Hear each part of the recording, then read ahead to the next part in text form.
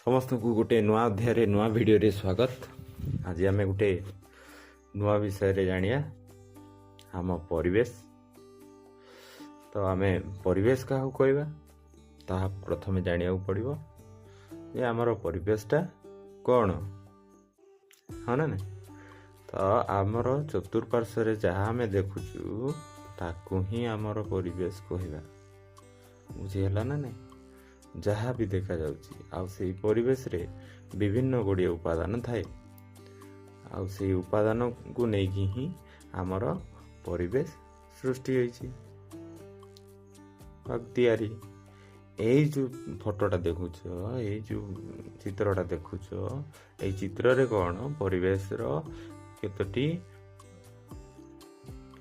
भाग होइछि आउ से भाग मध्यरु गोटे होछि प्राकृतिक मनुष्यकृत आउ मनुष्य। यही सब परिवेश कौन ना विभिन्न उपादान को लेकिन सृष्टि होछि। जेंति कि प्राकृतिक परिवेश रो एडी उपादान जाक अछि, मनुष्यकृत रो उपादान जाक अछि, मनुष्य रो मध्ये गोटे गोटे उपादान अछि। एबे आमे प्राकृतिक उपादान विषय रे जानिबा। ए जो प्राकृतिक उपादान गुडी को लेकिन हमर प्राकृतिक परिवेश गठित हाँ ना। ये जो प्राकृतिक परिवेश रे कौन थाए ना वायुमंडल थाए, अश्ममंडल थाए, बारीमंडल थाए आ जैवमंडल थाए। यही चित्र तुम देखी यही चित्र आम बही अच्छी ना नहीं। एबे आमे जानिबा कौन ना आम वायुमंडल विषय। वायुमंडल देखुच ना नहीं ये ऊपर भाग रे गोटे हलदिया कलर हलदिया कलर सी गोटे आस्तरण गोटे पतला गैसीय आस्तरण जोटा आमर पृथ्वी को घेरी रही ताकू ही आमर वायुमंडल कह जाए। ये वायुमंडल कहीं घेरी रही ये तो अलगाटे पलैया कथा पृथ्वी छाड़िकी अच्छी ये कौन पृथ्वीर माध्याकर्षण बल जो ये आमको घेरी रही। यार घेरी रहा फल पृथ्वी को आमर कौन सूर्य ठार जो क्षतिकारक रश्मि जाक आसी थाए से आमे रक्षा पाई था। से क्षतिकारक रश्मि ठारू आमे कौन आम देह को यही वायुमंडल कौन करता बंचे थाए। तो यही वायुमंडल कौन हुए ये वायुमंडल आस्ते आस्ते परिवर्तन होता है। ये परिवर्तन होगा फल कौन बारंबार होता है। ये परिवर्तन होगा फल आमर मेघखंड मान सृष्टि होता है वर्षा होता है। आ से वर्षा कौन करए ना जल वर्षा करए। से जल जो पृथ्वी रे जेते सब जल अच्छी से जल समूह को लेकिन आमर बारीमंडल सृष्टि होता है। बारीमंडल गठित सृष्टि होता है तो कहीपर से सब जल समूह को लेकिन आम बारीमंडल गठित होता है।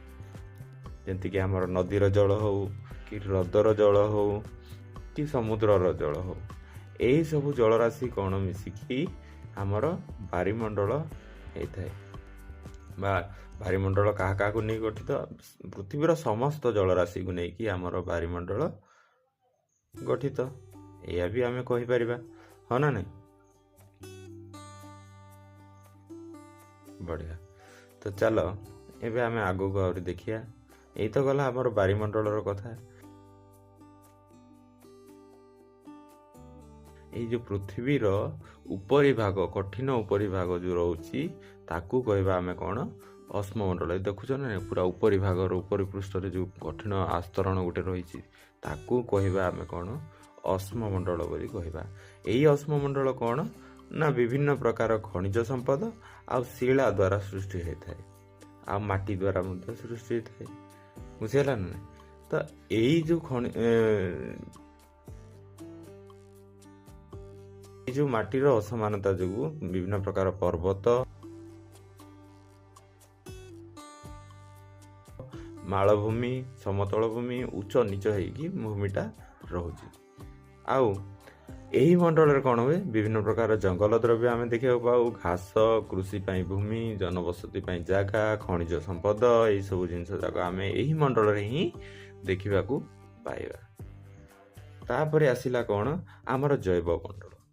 जैवमंडल कौन जे समस्त प्रकार जीव बा उद्भिद प्राणी बा उद्भिद जेते सब अच्छी जार जीवन अच्छी तांकु नहीं आमर जैवमंडल गठित बुझेगा ना। ये सब गोटे तार उदाहरण जाक यहाँ प्राणी मान हेले कि विभिन्न प्रकार वृक्ष लता हुंतु कि आमर कीटपतंग हुंतु କିମ୍ବା ବିଭିନ୍ନ ପ୍ରକାର ଜଳଚର ଜୀବ ହୁଅନ୍ତୁ, ଏଇସବୁ ଗୋଟେ ଗୋଟେ ଉଦାହରଣ।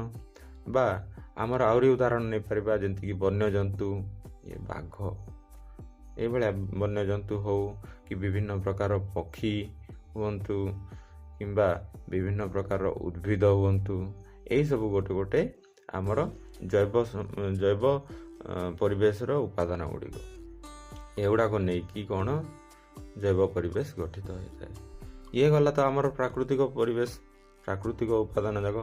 ଏବେ ଦେଖିବା ଆମେ କ'ଣ ମନୁଷ୍ୟକୃତ ଉପାଦାନ। ମନୁଷ୍ୟକୃତ ଉପାଦାନ କ'ଣ? ଇଏ ପ୍ରାକୃତିକ ପରିବେଶରୁ ମଣିଷ କ'ଣ କରେ ନା ସମସ୍ତ ଜିନିଷ ବ୍ୟବହାର କରି ନିଜର ଆବଶ୍ୟକତା ଲାଗି ସେ କ'ଣ କରେ, ବିଭିନ୍ନ ପ୍ରକାର ଜିନିଷ ଯାକ ତିଆରି କରିଥାଏ ଆଉ ନିଜର ଆବଶ୍ୟକତା ସେ ପୂରଣ କରିଥାଏ, ହଁ ନା ନାହିଁ? ଯେଉଁ ଜିନିଷ ମଣିଷ ଦ୍ୱାରା ତିଆରି ହେଇଥାଏ, ଯେମିତିକି ଏଇ ଯେଉଁ ବିଲ୍ଡିଂ ଯାକ ହଉ କି ପୋଲ ହଉ, ତାକୁ ଅଟ୍ଟାଳିକା କୁହନ୍ତି, ବିଲ୍ଡିଂ ନାହିଁ, ଆଉ ପାର୍କ ହଉ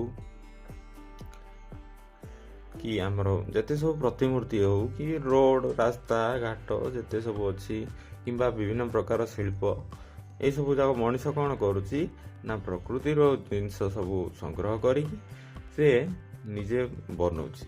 ତ ଏଇସବୁ ଜିନିଷକୁ କ'ଣ କହିବା ଆମେ ମାନବକୃତ ଉପାଦାନ ବୋଲି କହିପାରିବା, ହଁ କି ନାହିଁ? ବା ମାନବକୃତ ସମ୍ବଳ ବୋଲି କହିଲେ ବି ଚଳିବ। କିନ୍ତୁ ମଣିଷ ଗୋଟେ ନିଜେ ଗୋଟେ ପ୍ରକୃତିର ଉପାଦାନ, ପରିବେଶର ଗୋଟେ ଉପାଦାନ ହେଉଛି ସେ ମଣିଷ। ସିଏ ଗୋଟେ ମଣିଷ ହଉ କିମ୍ବା ତାର ସମସ୍ତ ପରିବାର ଲୋକଙ୍କୁ ନେଇକି ହଉ କିମ୍ବା ଗୋଟେ ସଂଘ, ମାନେ ମଣିଷମାନଙ୍କର ଗୋଟେ ସଂଘ ହଉ କିମ୍ବା ଗୋଟେ ଧର୍ମ ହଉ, ଯେଉଁ ଧର୍ମ ବି ନିଅ, ସେଇ ଧର୍ମରେ ତ ଲୋକ ଥିବେ ନା, କିମ୍ବା କୌଣସି ଗୋଟେ ରାଜନୈତିକ ପରିସ୍ଥିତି ହଉ, ଏଇସବୁକୁ ନେଇକିରି ଆମର କ'ଣ ମନୁଷ୍ୟ ଉପାଦାନ ବା ପରିବେଶରେ ଆମର ମନୁଷ୍ୟ ଯାକ ରହିଅଛନ୍ତି।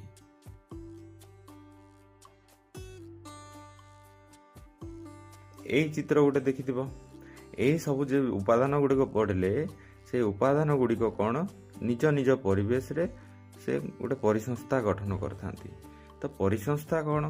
ଯେ ପରିସଂସ୍ଥା ହେଉଛି ଏଇଆ ଯେ ଯେଉଁ ପ୍ରକାର ଜୀବ ବା ଉଦ୍ଭିଦ ବା ପ୍ରାଣୀ ହୁଅନ୍ତୁ, ସେ କ'ଣ କରନ୍ତି, ନିଜର ପରିବେଶ ଉପରେ ସେ ନିର୍ଭରଯୋଗ୍ୟ ହୋଇକି ରହିଥାନ୍ତି। ତ କ'ଣ କହିବା ନା କୌଣସି ପରିସଂସ୍ଥା କ'ଣ ନା କୌଣସି ପରିବେଶରେ ରହୁଥିବା ସମସ୍ତ ଜୀବଙ୍କ ମଧ୍ୟରେ ଗୋଟେ ନିର୍ଭରଶୀଳତା ତଥା ସେମାନଙ୍କର ଅନ୍ତଃ ସମ୍ବନ୍ଧରୁ ପରିସଂସ୍ଥା ଆମର ସୃଷ୍ଟି ହୋଇଥାଏ। ତାଙ୍କର ଭିତରେ ସମ୍ବନ୍ଧ, ଯେମିତିକି ଏଇ ମାଛ ଯାକ ବଞ୍ଚିବା ପାଇଁ ସେ ତାର ପାଣିରୁ ଯଦି ଆମେ ବାହାର କରିଦେବା ସେ ବଞ୍ଚିପାରିବ କି? ନାହିଁ ନା। କି ଆମର ବନ୍ୟଜନ୍ତୁକୁ ନେଇକି ସମୁଦ୍ର ମଧ୍ୟରେ ଛାଡ଼ିଦେବା, ସେ କ'ଣ ବଞ୍ଚିବେ କି? ନାହିଁ। ସେ କ'ଣ ନିଜର ପରିବେଶ ଉପରେ ସେ ନିର୍ଭର କରିଥାନ୍ତି। କିନ୍ତୁ ଏଇ ଯେଉଁ ନିର୍ଭରଶୀଳତା ହେଉ କି ଯାହା ବି ହେଉ, ମଣିଷ କ'ଣ କରୁଛି, ସେ ପରିବେଶରୁ ତ ଜିନିଷ ସବୁ ବ୍ୟବହାର କରୁଛି ନା ନାହିଁ। ସେ ନିଜର ଆବଶ୍ୟକତା ପାଇଁ ପ୍ରାକୃତିକ ପରିବେଶ ଉପରେ ସବୁବେଳେ ନିର୍ଭର କରି ରହିଛି ବା କରି ଆସୁଛି। ଫଳରେ କ'ଣ ହେଉଛି ନା ପ୍ରାକୃତିକ ପରିବେଶର ଯେତେ ସବୁ ଉପାଦାନ, ସେସବୁ ଯାକ ଆସ୍ତେ ଆସ୍ତେ କ୍ଷତି ହେଇଯାଉଛି ନା ନାହିଁ। ଏଇ ଯେଉଁ ଗଛ ଯାକ, ଯଦି ଆମେ ଗଛ ଯାକ କାଟିବା ବୋଲେ ପ୍ରାକୃତିକ ପରିବେଶରୁ ଗଛ ଯାକ ଲାଗିନି। ତ ସେମିତି ହେଇକି କ'ଣ ହେଉଛି, ଆଜିକାଲି ପରିବେଶଟା ପୁରା ବଦଳିବାରେ ଲାଗିଗଲାଣି, ସେ ପରିବର୍ତ୍ତନ ହେଉଛି। କିନ୍ତୁ କ'ଣ ହେଉଥିଲା ନା ପୂର୍ବରୁ ଯେଉଁ ଲୋକମାନେ ଥିଲେ ସେ କ'ଣ କରୁଥିଲେ, ଏତେ ବ୍ୟବହାର କ'ଣ ଜାଣିନଥିଲେ, ସେ ଉପାଦାନ ଗୁଡ଼ିକୁ ଭଲ ଭାବରେ ବ୍ୟବହାର କରି ଜାଣୁନଥିଲେ। ଆଉ ସେମାନେ ଯେତିକିରେ ବଞ୍ଚୁଥିଲେ ସେ କ'ଣ କରୁଥିଲେ ନା ପ୍ରକୃତିରୁ ହିଁ ଯେଉଁ ଜିନିଷ ସବୁ ମିଳୁଥିଲା ସେଇ ସବୁକୁ ନେଇକି ତାଙ୍କର ଆବଶ୍ୟକତା ପୂରଣ କରୁଥିଲେ ଆଉ ସେମାନେ ବଞ୍ଚୁଥିଲେ। ଯେତେ ସବୁ ଦ୍ରବ୍ୟ ପ୍ରକୃତିର ଥିଲା ସେ ସେଇଟା ହିଁ ବଞ୍ଚୁଥିଲେ। କିନ୍ତୁ ଏବେ କ'ଣ ସେଇଥିରେ ହିଁ ବଞ୍ଚୁଥିଲେ। କିନ୍ତୁ ଏବେ କ'ଣ ହେଉଛି ନା ମଣିଷ ଶିଳ୍ପ ବିପ୍ଳବ ଶିଖିଲା, ବିଭିନ୍ନ ପ୍ରକାର ଉପାଦାନ ଯାକ ସେ କ'ଣ କରୁଛି, ତିଆରି କରୁଛି। ପ୍ରକୃତିର ବିଭିନ୍ନ ତାଙ୍କର ଚାହିଦା ମଧ୍ୟ ବଢ଼ିଗଲା, ସବୁ ଜିନିଷର ଚାହିଦା ବଢ଼ିଗଲା ନା, ଘରେ ଘରେ ଯେମିତି ଆମର ଜିନିଷ ଯାକ କିଣା ବିକା, ଏହିସବୁ ଜିନିଷ ପାଇଁ କ'ଣ ହେଉଛି, ପ୍ରକୃତିର ବିଭିନ୍ନ ଉପାଦାନ ଗୁଡ଼ିକ ସବୁ ଯାକ କ'ଣ ହେଉଛି ଅସନ୍ତୁଳିତ ହେଇଗଲାଣି, ଯାହାଫଳରେ ଆମର ପରିବେଶର ସନ୍ତୁଳନକୁ ମଣିଷ ଭୁଲିବାରେ ଲାଗିଛି। ତ ଏଇସବୁ ଜିନିଷରୁ ଆମେ ବଞ୍ଚିବା ପାଇଁ କ'ଣ କରିବା ଦରକାର ନା ଏଇ ଯେଉଁ ଉପାଦାନ ଗୁଡ଼ିକୁ, ସବୁ ଉପାଦାନକୁ ଆମେ ଖୁବ୍ ଯତ୍ନର ସହିତ ବ୍ୟବହାର କରିବା ନିହାତି ଦରକାର। ବୁଝିହେଲା? ଏବେ ଏ ବିଷୟ ସମାପ୍ତ ହେଇଯାଇଛି। ବିଦାୟ ନେବା। ପୁଣି ଦେଖା ହେବା ଆଉ ଗୋଟେ ନୂଆ ଭିଡ଼ିଓରେ ଏବଂ ନୂଆ ଢଙ୍ଗରେ। ଧନ୍ୟବାଦ।